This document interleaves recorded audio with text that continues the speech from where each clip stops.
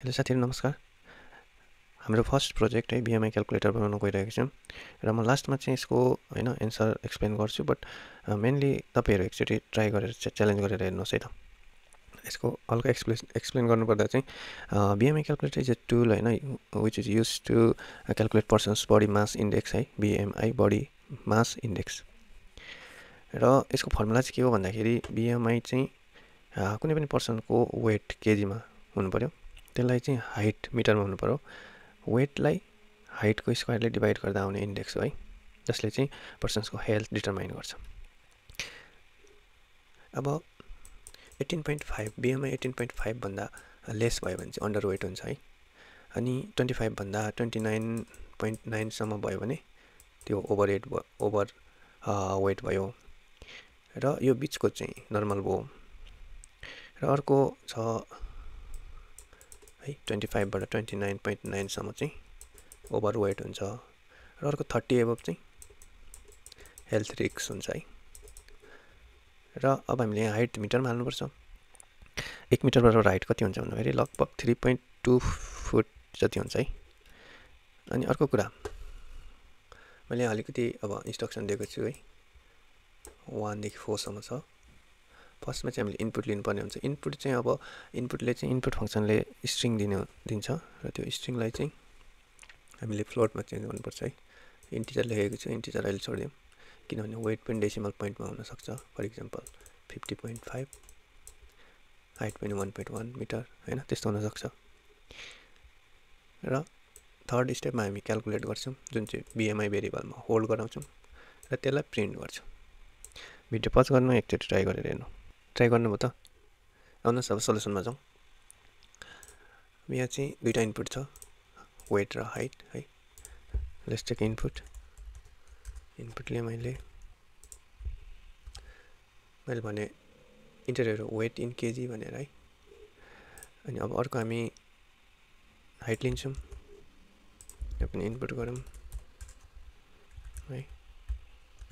Enter यो height in metres भन्यौँ। अब यहाँबाट चाहिँ बीएमआई क्याल्कुलेट हुन्छ, हामी रिजल्ट प्रिन्ट गर्छौँ है।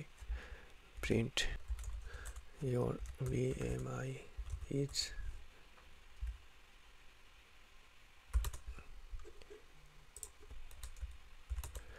प्लस बीएमआई गरे है त। यसलाई एकचोटि रन गरौँ के हुन्छ है। हामीलाई यहाँनिर वेट सोधिरहेछ, मैले दिएँ 67, हाइट सोध्यो 1.1 दिएँ, 1.1 मिटर है। यसले चाहिँ अनसपोर्टेड अपरेन्ड्स भनेर टाइप बाई स्ट्रिङलाई चाहिँ यो हाइटमा हामीले चाहिँ पावर 2 गरिरहेको छौँ भनेर एरर आयो। भनेपछि यो चाहिँ किन भन्दाखेरि अघि मैले एक्सप्लेन गरेको थिएँ, इनपुटले चाहिँ स्ट्रिङ दिने भएर हामीले चाहिँ स्ट्रिङलाई मल्टिप्लिकेसन गर्न खोजिरहेछौँ, त्यही भएर यसलाई फ्लोटमा चेन्ज गरौँ है। सरी, फ्लोट भित्र इनपुट हाल्यो भने त्यो इनपुट चाहिँ स्ट्रिङमा आएको हुन्छ, त्यो चाहिँ फ्लोटमा चेन्ज हुन्छ है त। हाइटलाई पनि दिउँ है। फेरि एकचोटि रन गरेँ है त मैले। वेट सोध्यो 65 बने है। अब हाइट मैले योचोटि राखेँ 0.2, सरी 0.2 धेरै कम, 0.9। फेरि एरर आएको छ है। किन भन्दाखेरि चाहिँ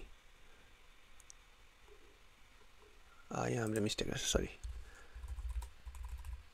यहाँ चाहिँ फ्लोट हुनु पर्यो है, यहाँ ब्र्याकेटले क्लोज गर्नु पर्यो। अनि यहाँ चाहिँ फ्लोट भएर यहाँ ब्र्याकेटले क्लोज गर्नु पर्यो है। फेरि एकचोटि रन गरौँ। वेट सोध्यो 40 है, हाइट चाहिँ 0.8 है। फेरि एरर आयो, किन भन्दाखेरि यहाँ चाहिँ हामीले यो प्रिन्ट स्टेटमेन्टमा चाहिँ कन्क्याटिनेट चाहिँ स्ट्रिङसँग नट फ्लोट भनेर आएको छैन। स्ट्रिङ र फ्लोटको चाहिँ कन्क्याटिनेट हुँदैन भनेर आयो है।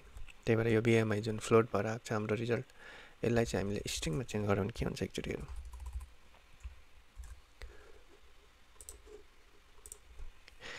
रन गरेँ है। वेट सोध्यो 59 दिएँ, हाइट सोध्यो 1 दिएँ है। 59 बीएमआई इज 59 भनेर आयो है।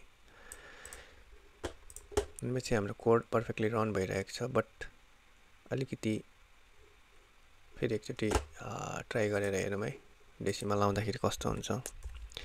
वेट 70 छ, हाइट चाहिँ मानौँ 0.78 छ है। हेर्नुहोस् त 115 को BMI चाहिँ डेसिमल पछाडि यत्रो धेरै डिजिट आयो। यसलाई राउन्ड गर्नु पर्यो। त्यही भएर अर्को एउटा एफ स्ट्रिङको बारेमा भनेको थिएँ हैन।